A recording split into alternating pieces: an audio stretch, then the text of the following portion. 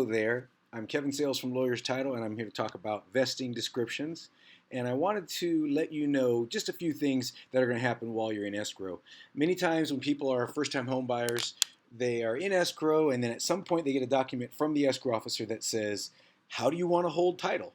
And for some people, it's like, well, what's title? What does that mean? Or what does that mean, hold title? How do I do that? What does that mean? I don't understand it. And the bottom line is this: title is basically the ownership to the property.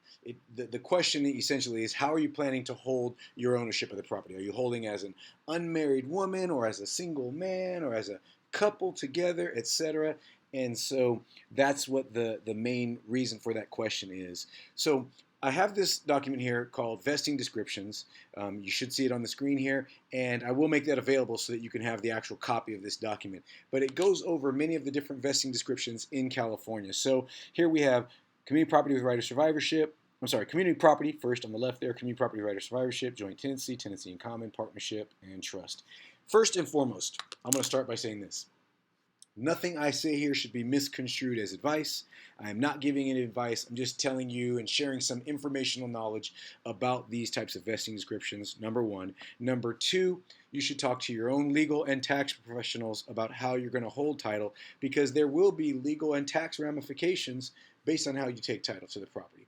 But I'll go over some of the basic things and some of the most common ways people hold title. So first and foremost, community property, both of those ownerships are for couples only, married couples.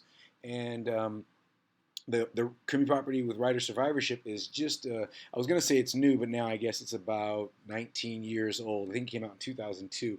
So that vesting basically allows for husband and wife to own it, but if one party passes away, then the other party owns 100% of the property, and they get a stepped up basis, meaning their cost basis for the property jumps up to the date of death, which is a tax consideration when you end up selling the property. So that's a good thing for people that some people like. But get your own tax and legal advisors to know if that's the right thing for you. Now, some of the more common ones: joint tenancy and tenants in common. So joint tenancy is the way people hold title when there's multiple parties and they want to hold title. And one of the main things about joint tenancy is everyone owns everything. There's no division. You can't say you own 20% and you own 80%. You can't do that with joint tenancy. Everyone kind of owns the whole thing. And one of the considerations with joint tenancy is that if one party dies, whoever's left owns 100% of the property. So it's kind of like last man standing. If there's 10 people and they're all joint tenants, when one dies, those other 9 own it. Then when 2 die, the other 8. The last one alive owns 100% of the property, and they have it all to themselves. And with that type of ownership, if one of the joint tenants gets a lien or a judgment against themselves, that then ends up attaching to that property. It attaches to the whole property. So it's an interesting consideration that everyone will be affected by that.